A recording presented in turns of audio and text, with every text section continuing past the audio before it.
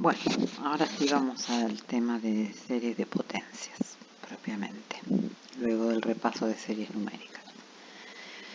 Una serie de potencias es una serie formal, podríamos decir en principio, de esta forma, suma desde n igual 0 a infinito de a sub n por z menos z0 a la n, donde a sub n y z son números complejos, bueno, y z0 también.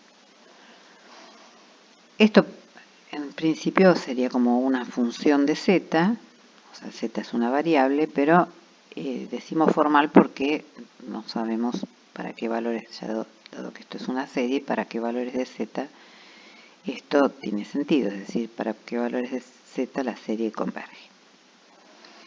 Bueno, para esos valores, para valores que estemos seguros de que la serie converge, vamos a poder decir que eso define una función.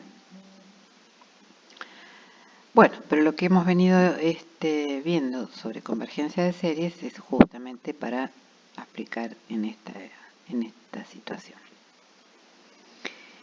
Vamos entonces a usar los criterios que tenemos para convergencia absoluta, pero sabemos que la convergencia absoluta implica la convergencia normal, o sea que eso nos va a garantizar una región donde tenga sentido. Después vamos a ver qué pasa afuera más adelante. Sí vamos a saber que afuera diverge absolutamente, pero bueno, sin los valores absolutos después vamos a ver más adelante. Bueno, volviendo. Entonces, si aplicamos la parte A del último teorema, o sea, el criterio de Cauchy, sabemos que la serie converge absolutamente en valores de C donde ocurra esto. O sea, este era el término general de esta serie, es a sub n, z menos z0 a la n. Entonces, vimos que la serie convergía absolutamente si el límite superior del módulo del término general a la 1 sobre n era menor que 1. Bueno, si hacemos esta cuenta, esto es lo mismo que esto. Entonces lo que estamos diciendo es que converge donde ocurre esta cosa. Pero este es un límite cuando n tiende a infinito, con lo cual esto no depende de n. O sea que eso es lo mismo que decir que z menos z0 sea menor que 1 sobre este límite superior.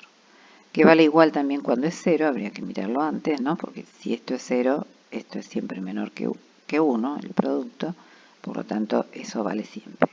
Y si no, podemos pensarlo como que dividir por 0 es infinito, es decir, efectivamente pasa en todos lados.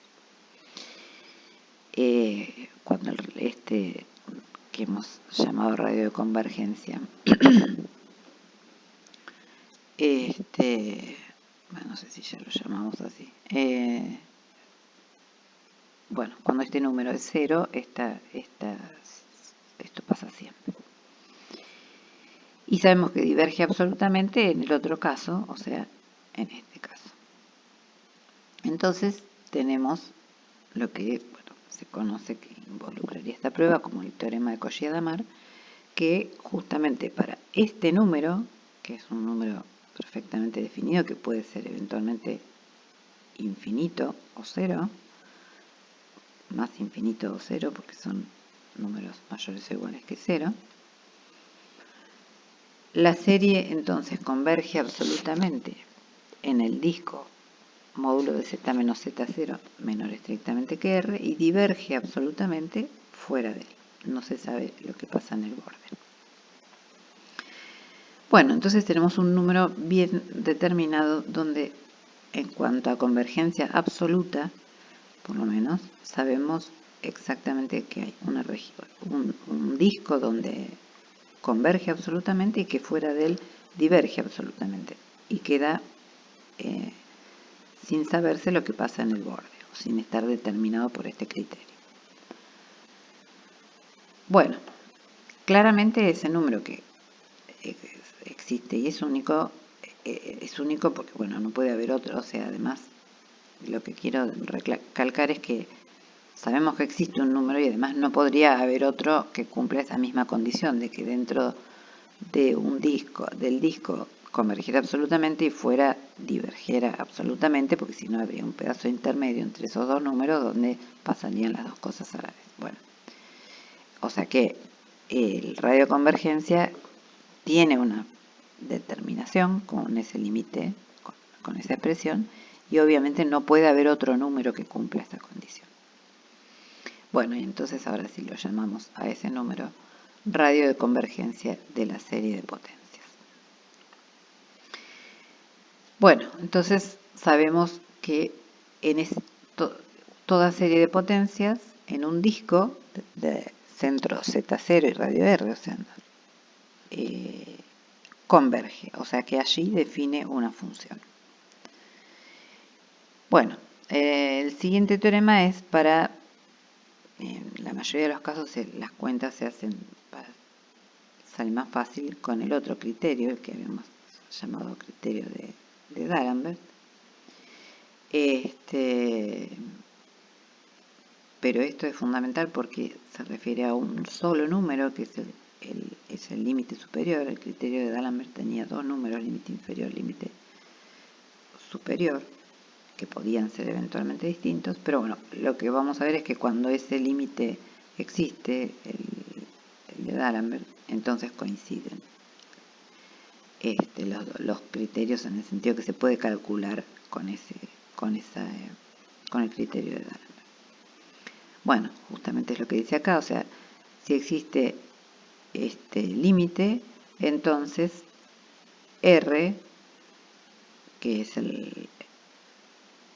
este número es coincide con el radio de convergencia. Cuando existe este límite, coincide con el radio de convergencia, o sea, coincide con este.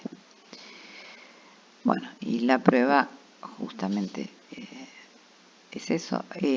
Bueno, supongamos entonces que este límite existe. Entonces, bueno, si este límite existe, sabemos que es igual a 1 sobre este, ¿vale? Incluyendo el 0 y el infinito, si consideramos que un límite posible es el infinito. Y cuando el límite existe, coinciden límite inferior y superior en ambos casos, ¿no? Bueno, entonces, ahora vamos a ver justamente para cuál es Z, eso es lo que tenemos que ver. Esta, que es nuestro término, digamos, este sería la sub n más 1 de la serie, el término de n más 1 de la serie de potencias, y este sería el término enésimo de la serie de potencias.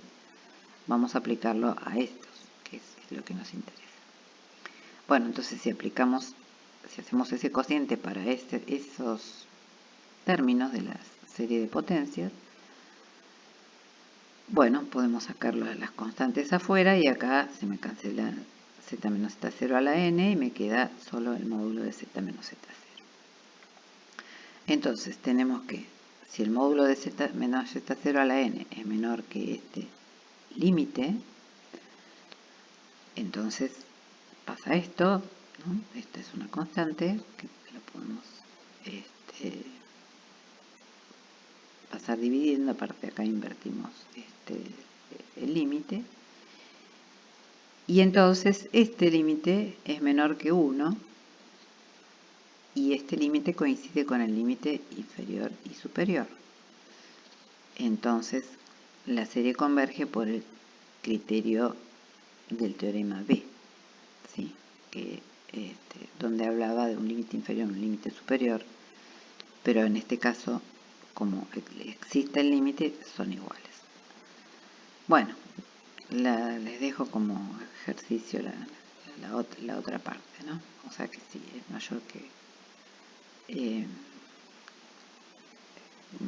que ese límite, el módulo de Z0, la serie diverge.